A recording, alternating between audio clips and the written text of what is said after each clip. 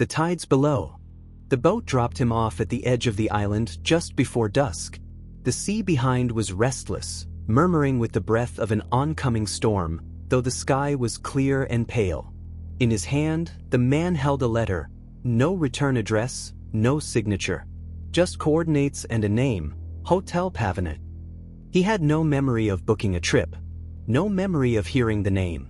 Yet something in the handwriting stirred something too quiet to name.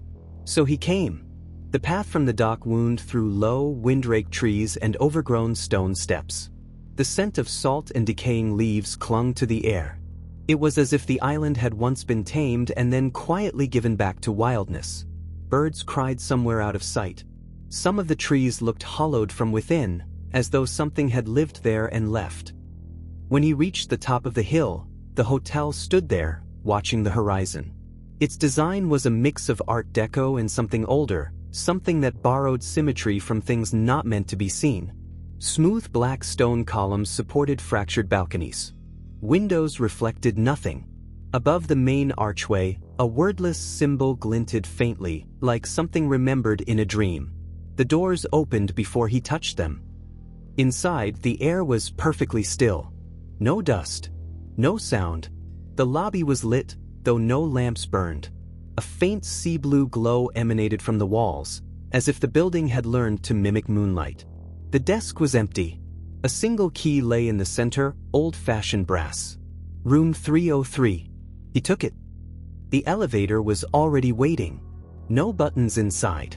Only a soft chime, and then it moved. The hall it opened onto was too long. Too many doors for one floor. The carpet seemed damp. Faint footprints glistened ahead of him, fading as he followed. The wallpaper here had a strange texture, not fabric or paper, but something that seemed to shift if stared at too long. Room 303 was at the far end. The door opened before the key touched the lock. The room was clean. Waiting. Window open to the sea. No noise, but the air pressed inward, as though the island were breathing through the walls. On the dresser, a note in the same handwriting, a warning without explanation. He didn't sleep that night. He sat in the chair by the window, watching the sea pulse with quiet light. At 3:17 a.m., he heard footsteps in the hallway. Slow wet. No one knocked. The next morning, he found sand in his shoes. And water in the elevator. Every day, the island shifted. Walls changed angle. Mirrors reflected things not in the room. Once, he caught a glimpse of himself sleeping, though he was awake. The shoreline moved. The sun rose from the wrong side.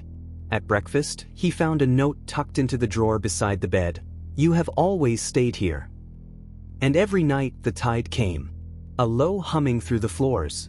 Sometimes, voices in the drain. Sometimes, music through the walls.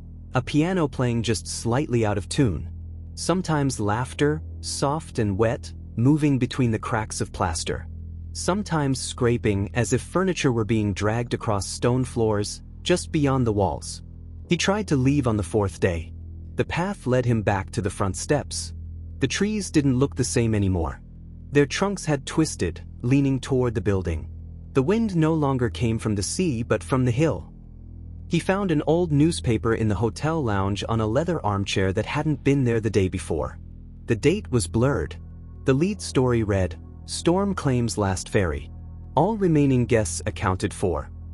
A name circled in red, his. On the fifth night, the sea reached the hotel. He heard it rise. Not waves. Not water. Something else. A swell of memory. Of lives not lived. Of rooms filled with guests who never checked out. The air inside thickened, like pressure before a collapse. In the lobby, the floor rippled like liquid glass. The reception bell rang once. Then again. But no one stood there.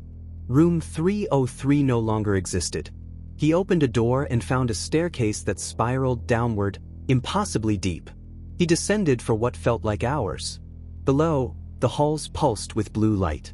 The walls no longer held wallpaper but veins. And doors. Behind one, he heard his name spoken in a voice he hadn't heard since childhood. Behind another, the sound of waves, and a lullaby someone had once hummed when he had a fever.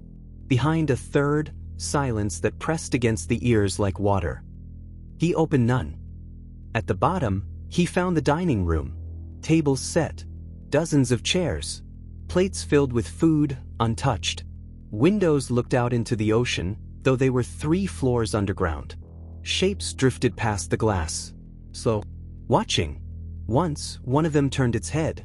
At the head of the room sat a single figure. Unmoving. Wearing a bellhop's uniform. Face hidden by a veil of seaweed. In front of it, a guest book. His name was already written there. He looked down. His clothes were damp. His shoes left wet marks.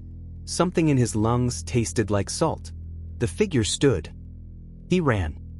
He ran through doors that led back to the lobby, to the roof, to the ocean, to his childhood bedroom. The hotel no longer followed rules. Staircases reversed. Corridors turned in on themselves. Paintings changed frames as he passed. Furniture dissolved when touched. He screamed without sound. He opened a window and found another version of himself staring back. Older. Smiling. That version lifted a hand in greeting before fading into the fog. Eventually, he stopped.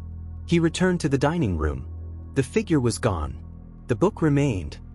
He turned to the first page. The date of the hotel's founding was listed. And beneath it, all guests stay through the turning of the tide.